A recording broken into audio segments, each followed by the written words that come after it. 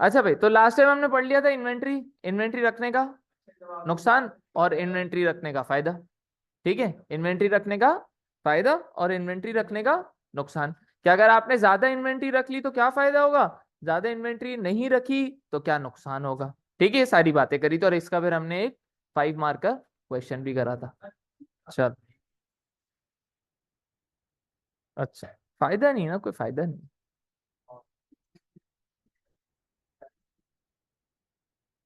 ये आपका और एकेडमी का मसला है। चल, चलो भाई, अब हम बात कर लेते हैं इकोनॉमिक ऑर्डर क्वांटिटी की। ठीक है, ईओ क्यू की। ठीक है, इसकी भाई, ईओ क्यू। ईओ क्यू का मतलब क्या है, इकोनॉमिक ऑर्डर क्वांटिटी। अच्छा, अभी हमने क्या बात कर ली कि ज्यादा इन्वेंट्री रखने का क्या नुकसान है और कम इन्वेंट्री रखने का क्या नुकसान है। ठीक है, तो सवाल यही आता है ना कि भाई तो फिर कितनी इन्वेंट्री रखें। क्या सवाल आता है, फिर कितनी इन्वेंट्री रखें। तो आप क्या बोलते हो, फिर कितनी इन्वेंट्री रखें, कैसे मालूम करेंगे ये, कैसे डिमांड।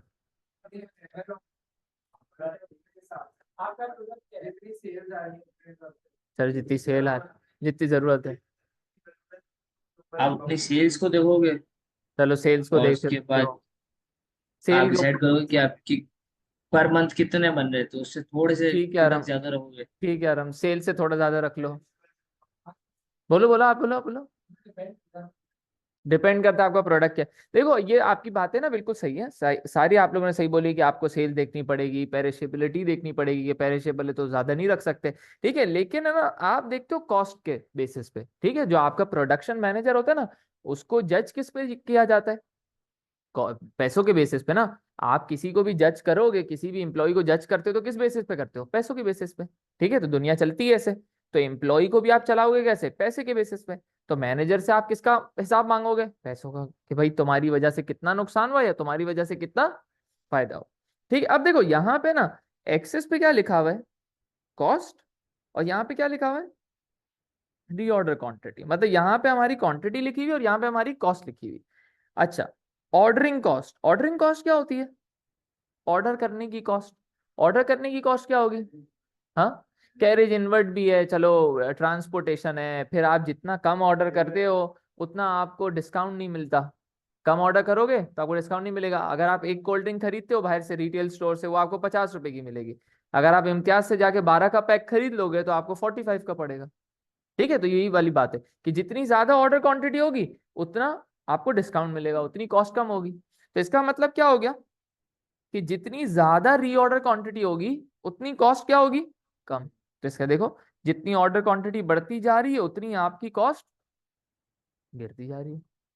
ठीक है, ये कौन सी कॉस्ट है, ऑर्डरिंग कॉस्ट का मतलब। देखो शेप को नहीं देखना, आप इसको देखना कि डाउनवर्ड स्लोपिंग है। अच्छा, ये यूं भी हो सकता है, ये यूं भी हो सकता है, तो ये सब हो सकता है, लेकिन डाउनवर्ड स्लोपिंग है। तो जितनी ज्यादा ऑर्डर क्वांटिटी बढ़ती जाएगी उतनी ऑर्डरिंग कॉस्ट गिरती चली जाएगी, इसीलिए डाउनवर्ड स्लोपिंग, नीचे जाता हुआ बना हुआ है। ठीक है, समझ में आ गई। तो जितनी ज्यादा ऑर्डर क्वांटिटी होगी,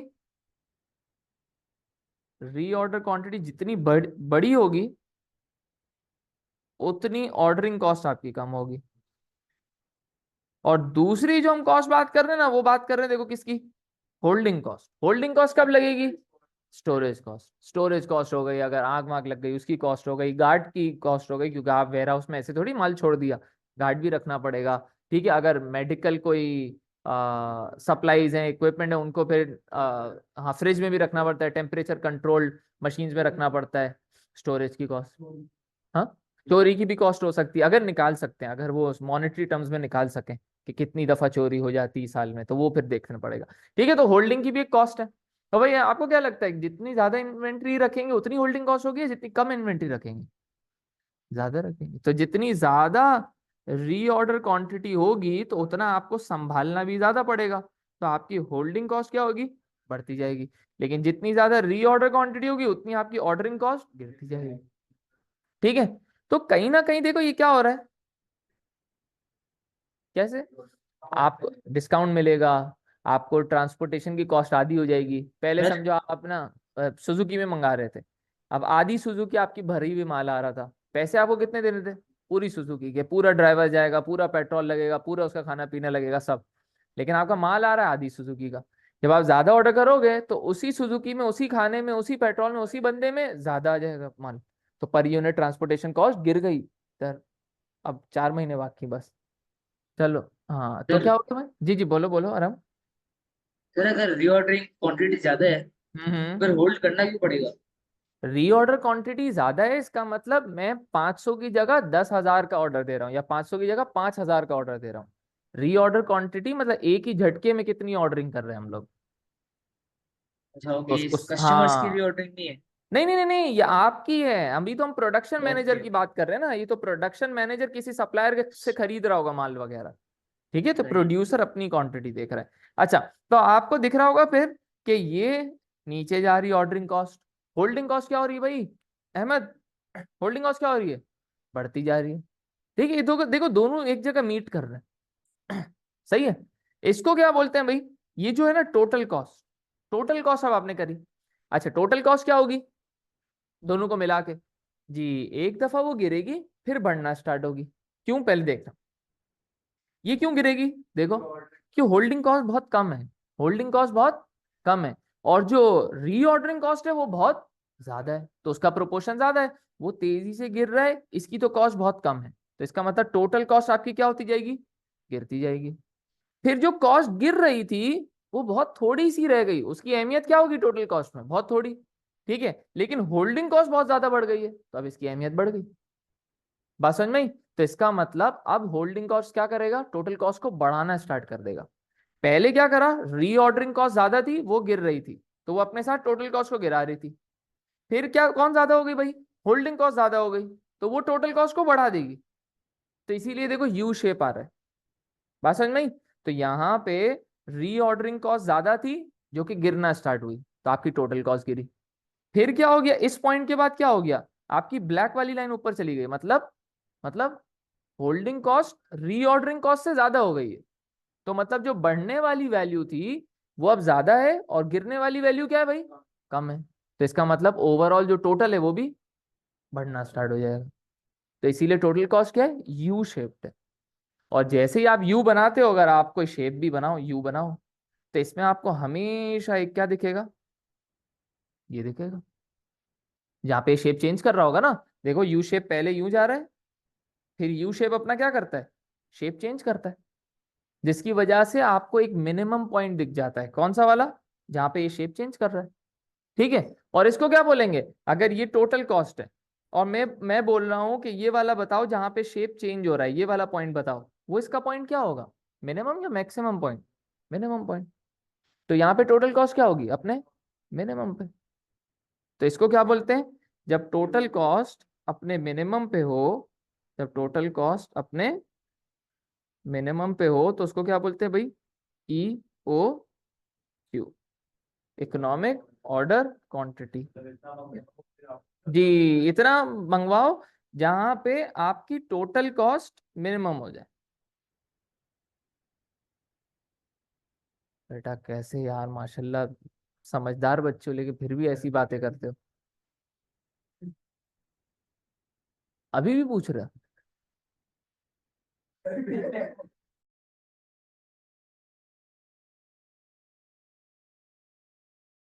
चलो, तो टोटल कॉस्ट में क्या क्या आता है? टोटल कॉस्ट में क्या आता है? एच सी मतलब और दूसरी कॉस्ट कौन सी थी? टोटल कॉस्ट तो ये लिखी हुई भाई, ऑर्डरिंग कॉस्ट, रीऑर्डर कॉस्ट। ठीक है, आरओसी मतलब रीऑर्डरिंग कॉस्ट। ठीक है, तो टोटल कॉस्ट किससे मिलके आ रही है भाई? होल्डिंग कॉस्ट, हाँ, और रीऑर्डर कॉस्ट से। रीऑर्डर कॉस्ट और मैंने होल्डिंग कॉस्ट को मिला दिया, तो हमारी क्या बन गई भाई? Total cost. और टोटल कॉस्ट जहां पे मिनिमम है उसको क्या बोलते हैं? E O Q, economic order quantity.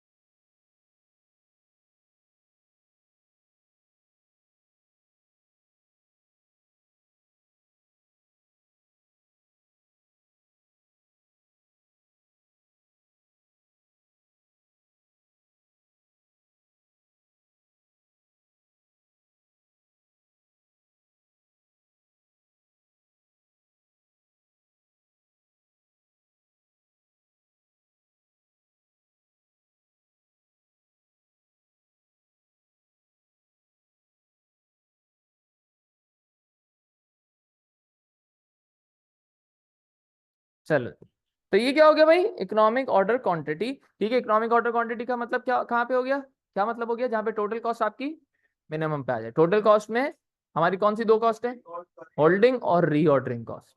ठीक है, तो इसको बोलते हैं इकोनॉमिक ऑर्डर कॉस्ट। अच्छा, कोई बड़ा सवाल नहीं आएगा, ये 2 मार्क का आ सकता है। ठीक है, लेकिन इसका कोई भरोसा नहीं है। इस दफा भी इस पेपर में क्या कराता है, एक और चीज हम आगे हमने पढ़ी भी है, वो लास्ट पेपर में आया था, वो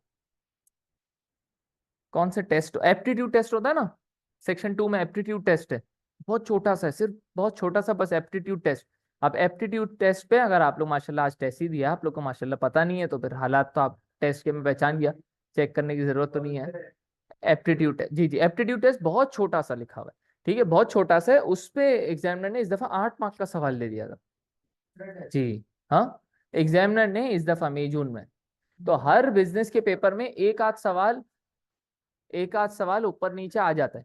ठीक है, तो ये इकोनॉमिक, जी जी, एएस पे एप्टीट्यूड टेस्ट का लिखा हुआ है आपके नोट्स में। एप्टीट्यूड टेस्ट का बेटा 8 मार्क का सवाल था। जी,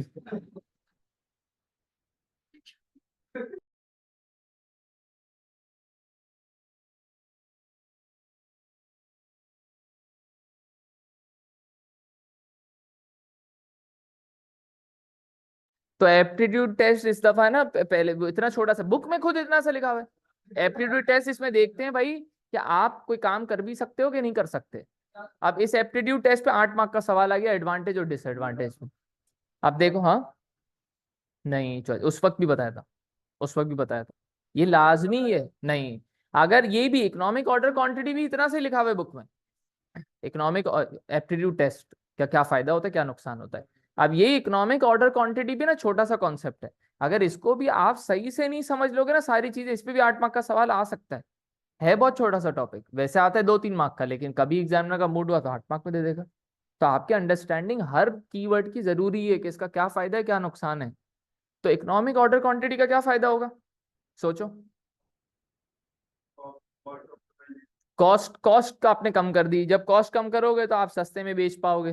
ठीक है, सस्ते में बेच पाओगे तो क्या होगा भाई, आपकी सेलिंग प्राइस कम हो जाएगी, आपके पास कस्टमर बढ़ जाएंगे, कैश टाइड अप नहीं हो, चलो कैश टाइड अप नहीं होगा, प्रॉफिटेबिलिटी बढ़ गई, सेल बढ़ गई, लिक्विडिटी के मसले नहीं होंगे, सेल, पैसे गिर गए ना आपके, कॉस्ट गिरी तो आपने पैसे गिरा दिए, कस्टमर ज्यादा आएंगे, आप कंपेटिटिव हो गए मार्केट में। ठीक है, अच्छा, इसका नुकसान क्या होगा ईओक्यू का, क्या कॉस्ट ड्रॉबैक। गिराने से, कॉस्ट गिराने से आपकी ब्रांड नहीं इमेज नहीं खराब अरम, होगी। कॉस्ट गिराने से, देखो अरम कह रहे हैं कि कॉस्ट गिराने से ब्रांड इमेज खराब हो जाएगी। हम यहाँ पे कहीं भी, मैंने आपको ये नहीं बताया कि मैं सस्ता माल खरीदने जा रहा हूँ, मैंने आपको सिर्फ ये बोला है कि मैं डिस्काउंट लेने जा रहा हूँ। मैंने आपको बोला सस्ता माल खरीदने जा रहा हूँ, तो आप ये नहीं लिख सकते कि कॉस्ट गिराने से हमारी ब्रांड इमेज गिर जाएगी, ये नहीं लिखना है। या आप देखो तो सही कि ये मैंने आपको देखो इतनी आसानी से समझा दिया कि रीऑर्डरिंग कॉस्ट ऐसे गिर रही है, होल्डिंग कॉस्ट ऐसे बढ़ रही है।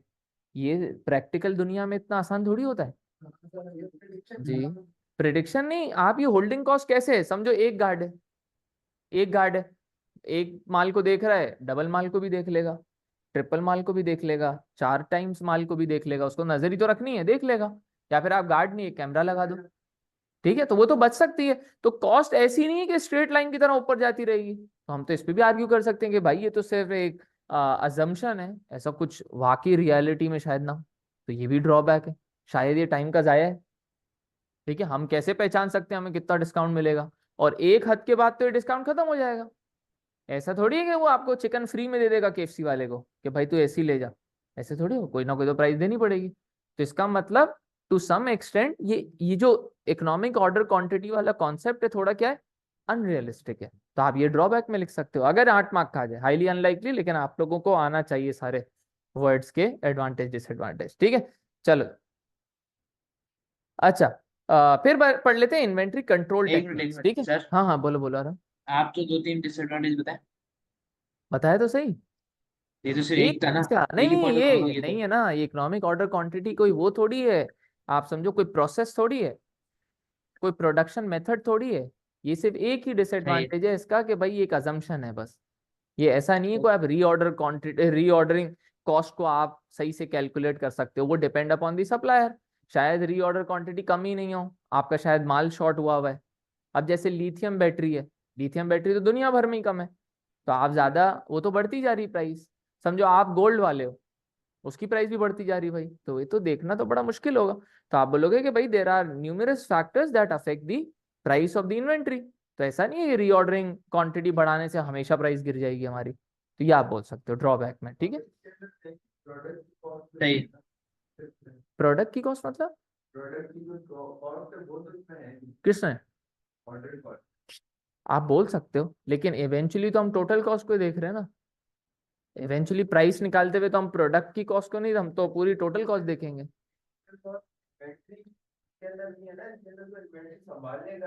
हाँ लेकिन जब आप प्राइसिंग कर रहे हो तो आप क्या करोगे, तो आपको यही देखनी है ना, टोटल कॉस्ट ही देखनी है ना।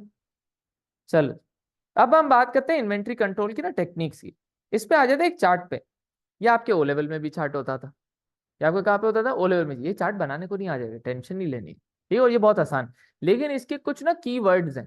क्या है भाई, की वर्ड्स हैं, ये आपको याद रखने हैं, ये आ जाएगा, ठीक है। चलो इसको पढ़ते हैं भाई।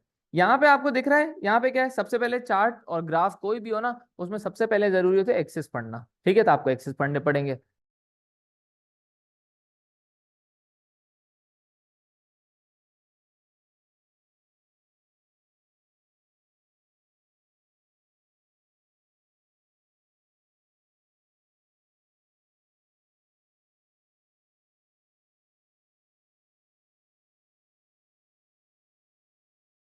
चलो अच्छा, तो एक जगह एक्स वाई एक्सेस में क्या दिया हुआ है भाई, स्टॉक लेवल की कितनी स्टॉक पड़ा हुआ है आपके पास, ठीक है। दूसरी जगह आपको दिया हुआ है क्या भाई, टाइम। सही है, टाइम का मतलब जैसे जैसे टाइम पास होता रहेगा तो स्टॉक को क्या होगा। अच्छा, वैसे क्या होगा कि जैसे जैसे टाइम पास होगा आपका स्टॉक कम होता जाएगा। हाँ कम होता जाएगा ना, वैसे क्या है कि भाई जैसे जैसे टाइम आगे बढ़ता जाएगा आपकी इन्वेंट्री कम कम कम कम कम और कम होती जाएगी, ठीक है। ये बात क्लियर है अहमद, क्लियर है। चल अब देखना क्या हो रहा है, ये है आपकी मैक्सिमम इन्वेंट्री। क्या है ये, मैक्सिमम।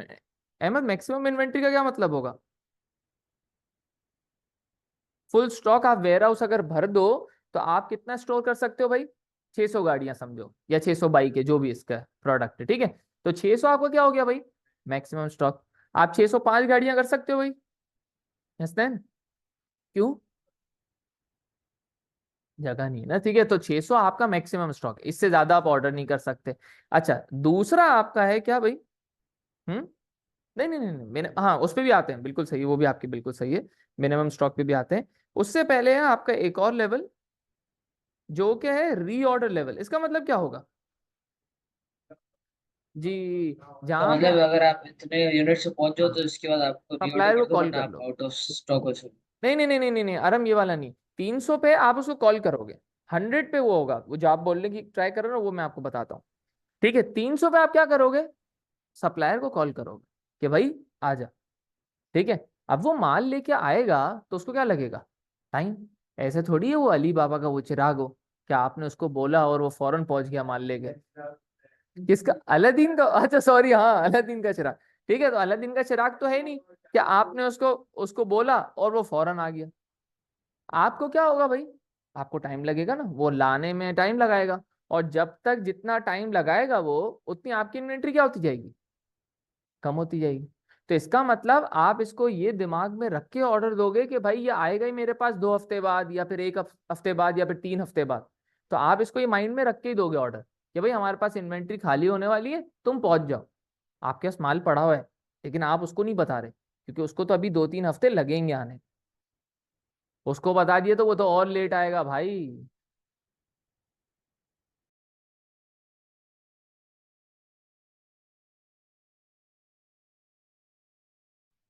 हाँ बात समझ में आई? ठीक है, तो ये रीऑर्डर लेवल क्या हो गया, जहां पे आप सप्लाई को क्या करोगे भाई, कॉल कर दोगे। हाँ हाँ वापसी ऑर्डर दे दोगे। अब वापसी ऑर्डर कितनी क्वांटिटी का दोगे, वो कहलाती है रीऑर्डर क्वांटिटी। उस पे आते हैं अभी, ठीक है। अच्छा अब देखो क्या हुआ, आप 600 पे थे, आपका माल जैसे जैसे टाइम जाता रहा आपका माल क्या होता रहा भाई, गिरता रहा गिरता रहा, 300 पे पहुंच गया। 300 पे आपने उसको क्या करा भाई, कॉल कर दी भाई पहुंच जाओ माल लेके, ठीक है। अच्छा, अब जब तक वो माल लेके पहुंचेगा तो आपकी इन्वेंट्री गिरती रहेगी, ऑब्वियस सी बात है, ठीक है। ये देखो और गिरती गई। अब जब वो माल लेके आया तो आपकी इन्वेंट्री हो गई 100, ठीक है। तो वो कितना माल लेके आया होगा, आपने उसको कितने का ऑर्डर दिया होगा, 500 का। तो ये 500 जाता है ना, 600 माइनस 100, ये हो गई रीऑर्डर क्वांटिटी, ये हो गई रीऑर्डर क्वांटिटी, ठीक है। बोलो बोलो। हाँ देखो, 600 मैक्सिमम स्टॉक था, 100 क्या हो गया मिनिमम, ये पहुंच गया। तो आपको पता है अंदाजन के यार ये 2 हफ्ते में पहुंच जाता है, 2 हफ्ते में हमारी इन्वेंट्री 300 से 100 पे गिर जाएगी। फिर ये कितनी इन्वेंट्री लेकर आएगा, आपके पास तो मैक्सिमम कितने रखने का है, 600, 100 आपके पास पहले से पड़ी हुई है, ठीक है। फिर आप कहाँ पहुंच गए, 600 पे दोबारा, ठीक है। तो इसको ऑर्डर कितने का दिया होगा, 500। तो आपकी रीऑर्डर क्वांटिटी क्या हो गई, 500। रीऑर्डर लेवल कहाँ पे हो गया, 300, जब इसको कॉल मिले, ठीक है। तो ये कंफ्यूज नहीं कर देना, ये भी 2 मार्क में आ सकता है। 2 मार्क में अगर रीऑर्डर क्वांटिटी आ जाएगा तो वो वाली क्वांटिटी जो आप फोन करके मंगवा रहे हो, रीऑर्डर लेवल आ गया तो इसका मतलब जिस क्वांटिटी पे आप इसको फोन करोगे। बात समझ में आ गई, देखो छोटा सा फर्क है, आपके 2 मार्क लिखे चला जाएगा ये, सही है। बात समझ में आ गई, रीऑर्डर लेवल और रीऑर्डर क्वांटिटी, ठीक है। अच्छा जी, तो सवाल ये आता है कि सर ये 100 इन्वेंट्री क्या है ना, हाँ, चलो मिनिमम स्टॉक, और इसको क्या बोलेंगे, 100 क्यों रखा, चलो बफर स्टॉक हो गया, सही है, वेरी गुड।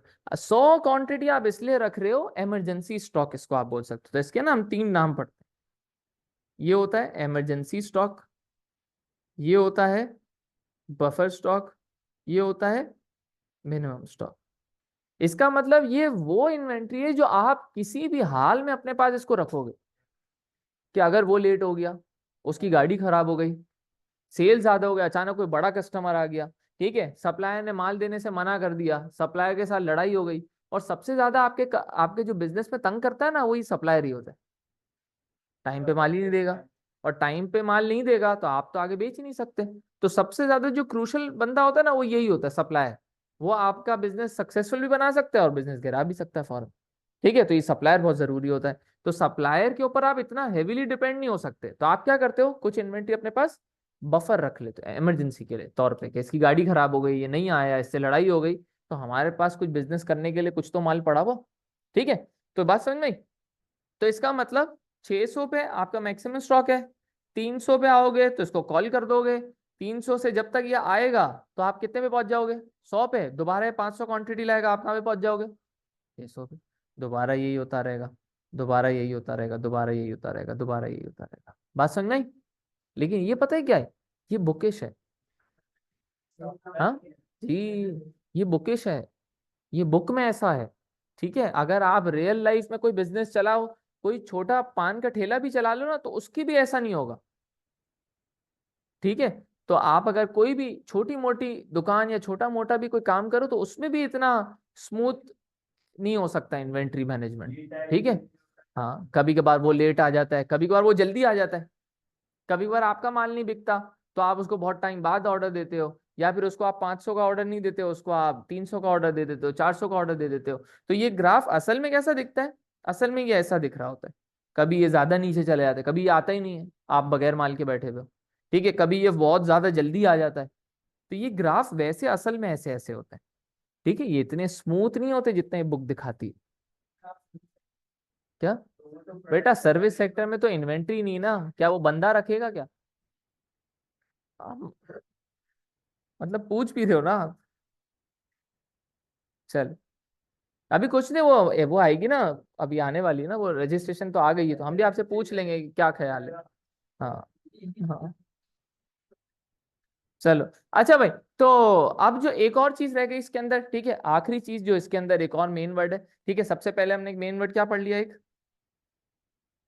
मैक्सिमम स्टॉक, दूसरा रीऑर्डर क्वांटिटी, तीसरा रीऑर्डर लेवल, चौथा बफर स्टॉक, ठीक है। 3 नाम है, इमरजेंसी बफर मिनिमम नहीं है, 3 अलग अलग नाम है, ये इमरजेंसी स्टॉक, बफर स्टॉक और मिनिमम स्टॉक। जो पेपर में आएगा वो ज्यादातर आएगा बफर स्टॉक, ठीक है। बाकी तो बफर के दोनों नाम मैंने आपको सिनोनिम बता दी ताकि आप समझ जाओ, ये किसके लिए रखा हुआ है भाई, बफर स्टॉक, इमरजेंसी अगर वो नहीं पहुंचा सप्लायर, ठीक है। अच्छा, अब सप्लायर को हो रही है ना, चलो। तो लास्ट चीज जो इसमें वर्ड इंपॉर्टेंट है ना, वो क्या है भाई? Lead time. अभी लीड टाइम क्या होता है जी? कितने टाइम में सप्लायर माल आपका पहुंचा देता है, मतलब टाइम टेकन जी बाय सप्लायर टू डिलीवर। ठीक है, तो इसका मतलब क्या हुआ, जब से आपने फोन करा और जब वो माल लेकर आ गया, उसमें कितना टाइम लगा, वो कहलाएंगे, समझो भाई, कितने वीक हो गए? 2 वीक हो गए। ठीक है, 1 वीक हो गया, जितना टाइम उसको आने में लग रहा है उसको क्या बोलेंगे भाई? Lead time. बात समझ आ गई? तो ये बस इसमें इन्वेंट्री कंट्रोल जो चार्ट है ना, उसमें यही आ सकते हैं बस वर्ड्स। ठीक है, क्या आ सकता है भाई? मैक्सिमम स्टॉक आ सकता है, रीऑर्डर क्वांटिटी आ सकता है, रीऑर्डर लेवल, इमरजेंसी स्टॉक, और क्या आ सकता है? लीड। बस इसमें ये नाम आ सकता है। ठीक है, ये चार्ट खुद नहीं आता, ये चार्ट खुद ही नहीं आएगा, लेकिन इसके चार्ट के वर्ड्स लाजमी आ जाते। बात समझ में आई? ठीक है, चल। तो ये क्या कहलाती है भाई? लीड टाइम, जितने टाइम में सप्लायर माल लेके पहुंच गया, उसको क्या बोलते हैं भाई? Lead time. चल, तो एक दफा जल्दी से आप लोग ये पढ़ लो, जल्दी से एक दफा पढ़ लो।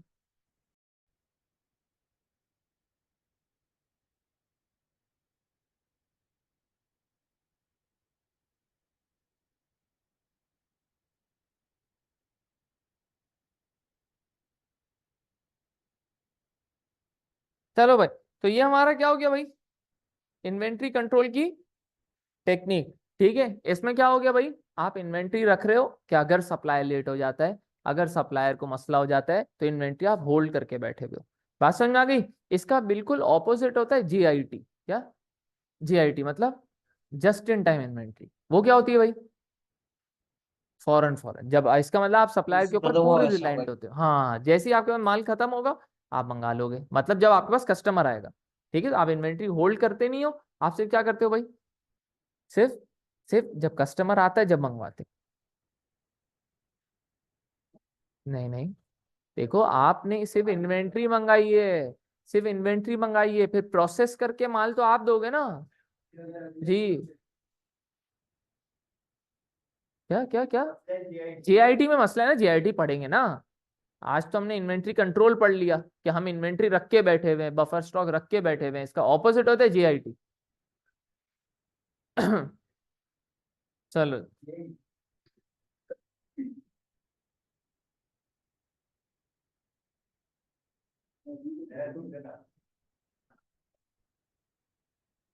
चलो भाई, वो निकालो आप लोग, कॉपी निकालो, ये जल्दी हो जाए। चल। अच्छा, चलो। तो भाई हमने आज क्या पढ़ लिया? ये हमारा एक चार्ट पढ़ लिया। ठीक है, इन्वेंट्री कंट्रोल टेक्निक, जिसका नाम आ सकता है बफर स्टॉक में भी, और जिसका नाम आ सकता है क्या? जीआईटी। ऑपोजिट है भाई, ये है जस्ट इन केस, जेआईसी बोल सकते हो आप। ठीक है, क्या बोल सकते हो उसको? JIC, just in case. हो गया बेटा, आपका पेपर हो गया।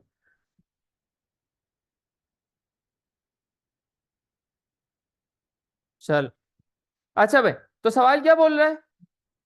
सवाल क्या बोल रहा है? Analyse one reason why it is important for a manufacturing business to manage its inventory effectively. क्या मतलब? हाँ, क्यों क्यों जरूरी है मैन्युफैक्चरिंग बिजनेस के लिए क्या? इन्वेंट्री को मैनेज करना। इन्वेंट्री को मैनेज करना मतलब, इन्वेंट्री को मतलब कितनी रखनी चाहिए, कितनी नहीं, ना ज्यादा हो जाए ना ज्यादा कम हो जाए। तो आप एक रीजन बता दो।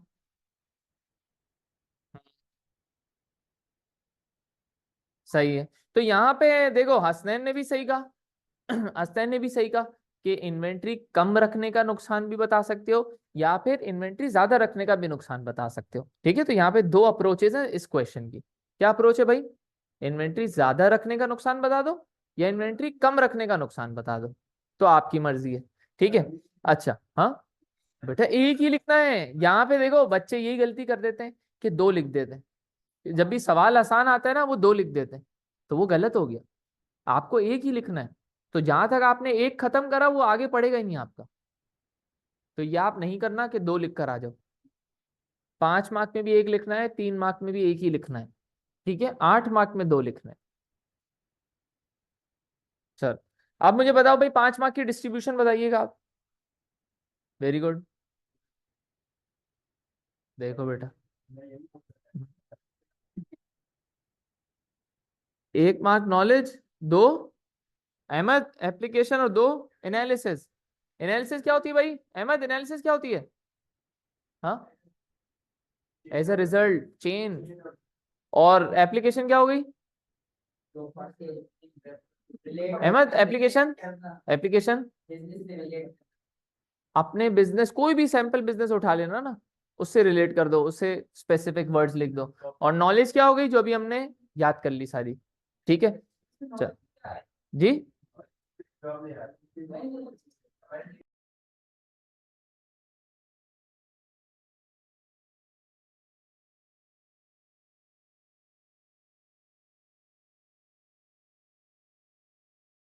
एक रीजन बताना है ना जिसकी वजह से इन्वेंट्री आपको मैनेज सही तरीके से करनी चाहिए, तो वो रीजन आपने जो पढ़े अभी इतने सारे, उसको नॉलेज बोल दिया।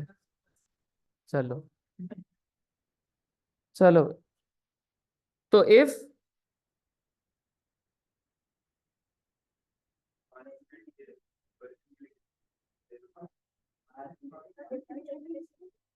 जी आप लिख लो, नहीं भी लिखो, नहीं नहीं, आप देखो इसमें कोई स्पेसिफिक स्पेसिफिक आपको वो वर्ड दिख रहा है? कोई स्पेसिफिक वर्ड ही नहीं है।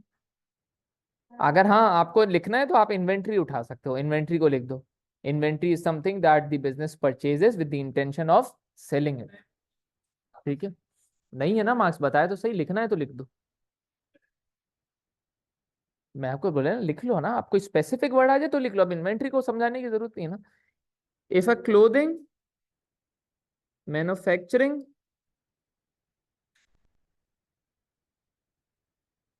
if a clothing manufacturing business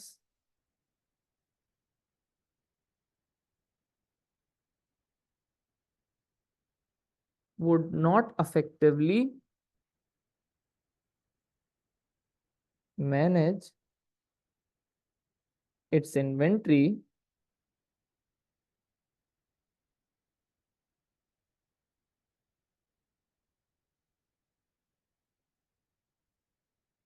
they would end up having, नहीं नहीं, हायर लेवल्स ऑफ इन्वेंट्री नहीं लिख लें, उसकी एनालिसिस ज्यादा आसान होगी। हायर इन्वेंट्री लेवल्स ऑफ भाई क्लोथिंग, क्लोथ, हाँ, थ्रेड, चलो थ्रेड, और क्या होता है, yarn होता है ना। चलो, if a clothing manufacturing business would not effectively manage its inventory, they would end up having higher inventory levels of threads or yarns।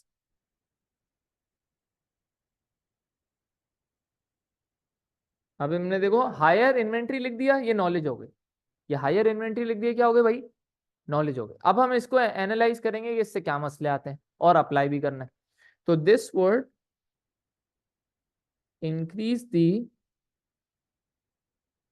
Holding cost लिख देते हैं ताकि हम और भी चीजें लिख पाए ना। This would increase the holding cost of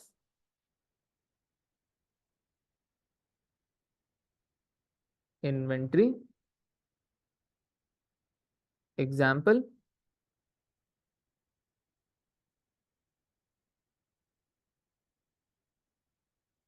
ware house rent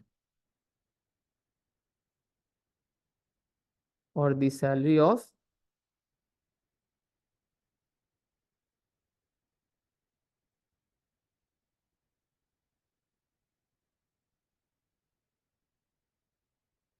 this would result in overall expenses to produce the, क्या बनाते हैं उनका फाइनल आउटपुट क्या होगा, शर्ट्स हो सकता है, टू प्रोड्यूस दी शर्ट्स, हाँ, और जैकेट्स लिख दो, ये हुडीज लिख दो, ठीक है। This would result in overall expenses to produce the shirts और jackets, therefore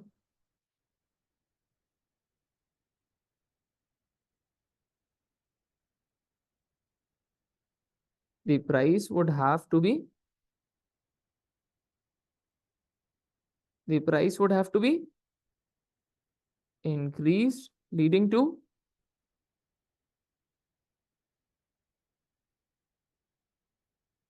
a fall in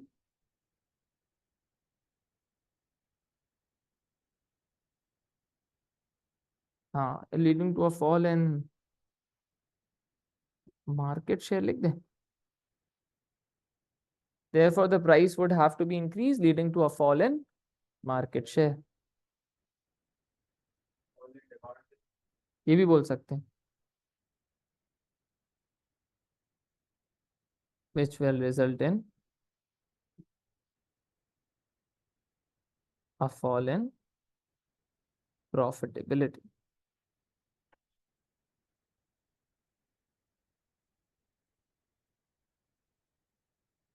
of producing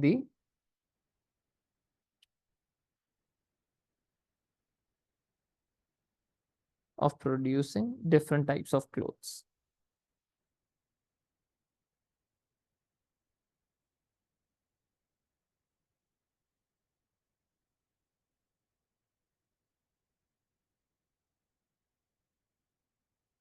अब ये नॉलेज क्या हो गई, हायर लेवल्स ऑफ इन्वेंट्री। अब ये एप्लीकेशन क्या हो गई, क्लोथिंग, थ्रेड, yarn, ठीक है। हाँ, शर्ट और जैकेट हो गया, ठीक है। अगर आप रॉ मटेरियल भी लिख देते ना तो भी हो जाता, क्योंकि रॉ मटेरियल मैन्युफैक्चरिंग में होता है। फिर क्लोथ्स, टाइप्स ऑफ क्लोथ्स, ठीक है। और फिर हमने एनालिसिस कहाँ पे कर दी भाई, एनालिसिस मार्क कर देता हूँ ऑरेंज से। This would result in, therefore, leading to, result in, ठीक है, ये सारी कर दी। ये भी आ सकता है इसके अंदर। बात समझ में आई भाई अहमद, समझ में आया ये? एक दफा पढ़ लो आप लोग, लिखते हुए नहीं पढ़ते हो आप लोग, एक दो और दफा पढ़ लो लाजमी।